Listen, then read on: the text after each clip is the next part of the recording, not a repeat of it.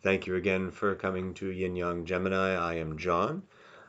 Continuing on with Frankenstein, it's going to be letters or chapters 2 and 3 because 3 is only like page and a half. So I'm just going to kind of all into one there, get it going.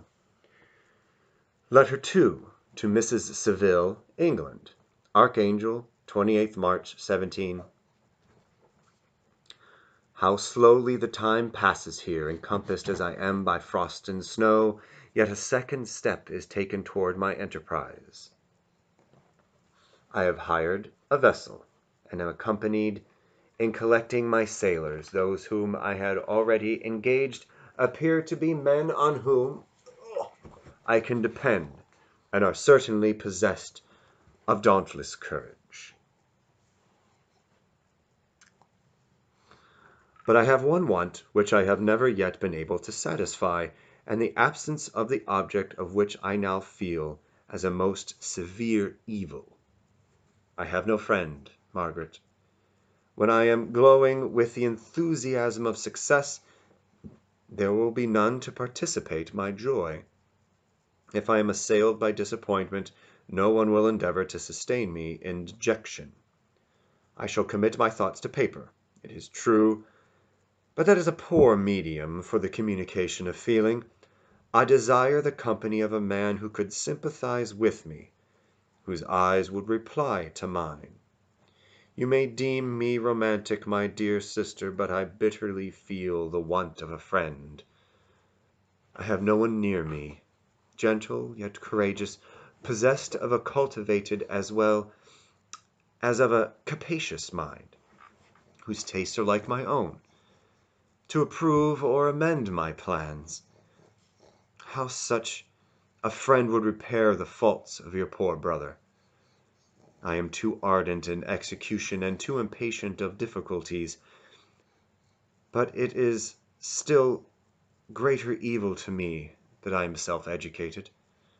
For the first 14 years of my life I ran wild on a common, and reading nothing but our Uncle Thomas's books of voyages. At that age I became acquainted with the celebrated poets of our own country, but it was only when it had ceased to be in my power to derive its most important benefits from such a conviction that I perceived the necessity of becoming acquainted with more languages than that of my native country.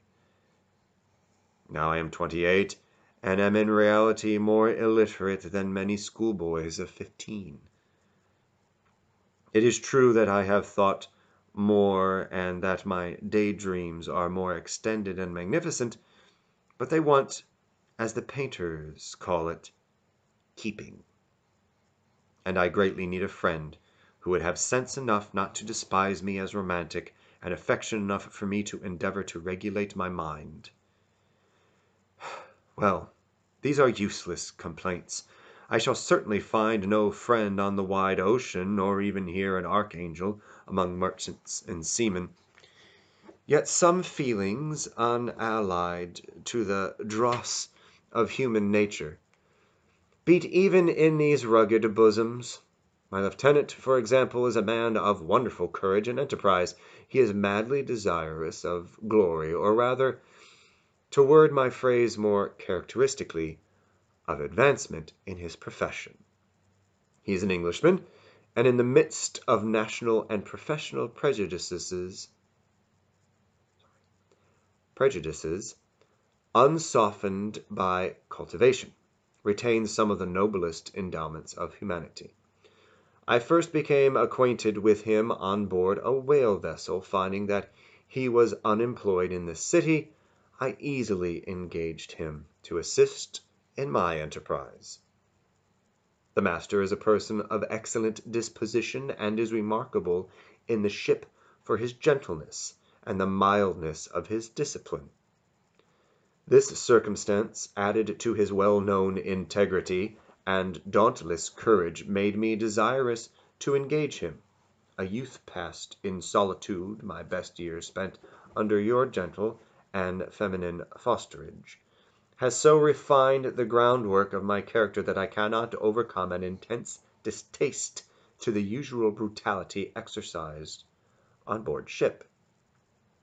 I have never believed it to be necessary, and when I heard of a mariner equally noted for his kindliness of heart and the respect and obedience paid to him by his crew, I felt myself particularly fortunate in being able to secure his services.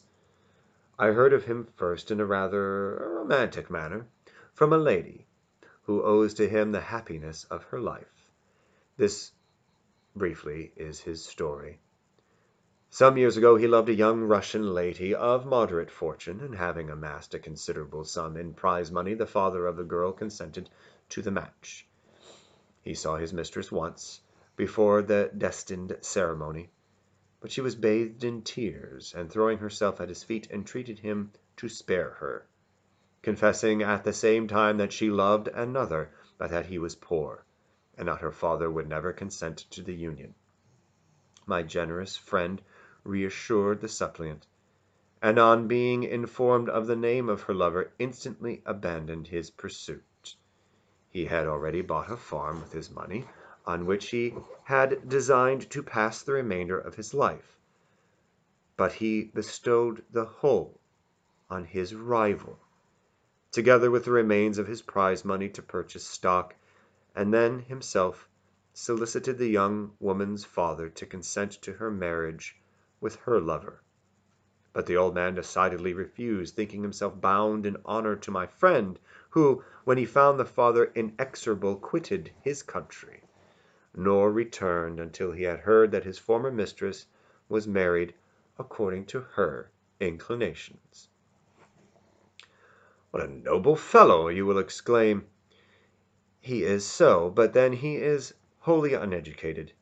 He is as silent as a Turk, and a kind of ignorant carelessness attends him, which, while it renders his conduct the more astonishing, detracts from the interest and sympathy which otherwise he would command.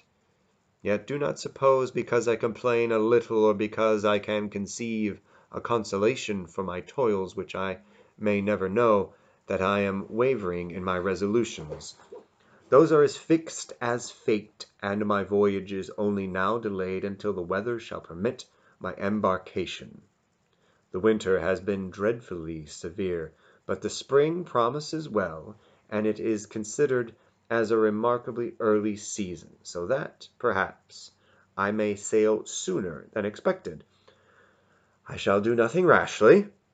You know me sufficiently to confide in my prudence and considerateness whenever the safety of others is committed to my care. I cannot describe to you my sensations on the near prospect of my undertaking.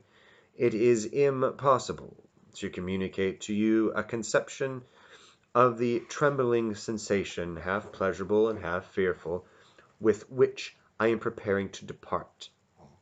I am going to unexplored regions, to the land of mist and snow, but I shall kill no albatross. Therefore do not be alarmed for my safety, or if I should come back to you as worn and woeful as the "ancient mariner," you will smile at my illusion. But I will disclose a secret. I have often attributed my attachment to, my passionate enthusiasm for, the dangerous mysteries of ocean to that production of the most imaginative of modern poets. There is something at work in my soul which I do not understand. I am practically industrious, painstaking, a workman to execute with perseverance and labor. But besides this there is a love for the marvelous, a belief in the marvelous, intertwined in all my projects, which hurries me out to the common pathways of men, out of the common pathways of men, even to the wild sea and unvisited regions I am about to explore.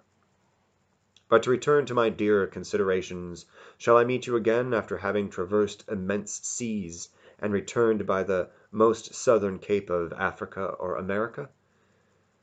I dare not expect such success, yet I cannot bear to look on the reverse of the picture. Continue for the present to write to me by every opportunity. I may receive your letters on some occasions when I need them most to support my spirits. I love you very tenderly. Remember me with affection, should you never hear from me again. Your affectionate brother, Robert Walton. Letter 3 to Mrs. Saville of England, July 7th, 17. My dear sister, I write a few lines in haste to say that I am safe and well advanced on my voyage.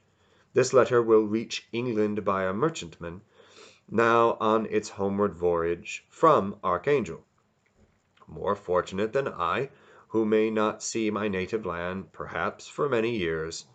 I am, however, in good spirits. My men are bold and apparently firm of purpose, nor do the floating sheets of ice that continually pass us indicate the dangers of the region towards which we are advancing appear to dismay them. We have already reached a very high latitude, but it is the height of summer, and although not so warm as in England, the southern gales which blow us speedily towards those shores which I so ardently desire to attain breathe a degree of renovating warmth with which I had not expected. No incidents have hitherto fallen us that would make a figure in a letter. One or two stiff gales and the springing of a leak are accidents which experienced navigators scarcely remember to record, and I shall be well content if nothing worse happen to us during our voyage.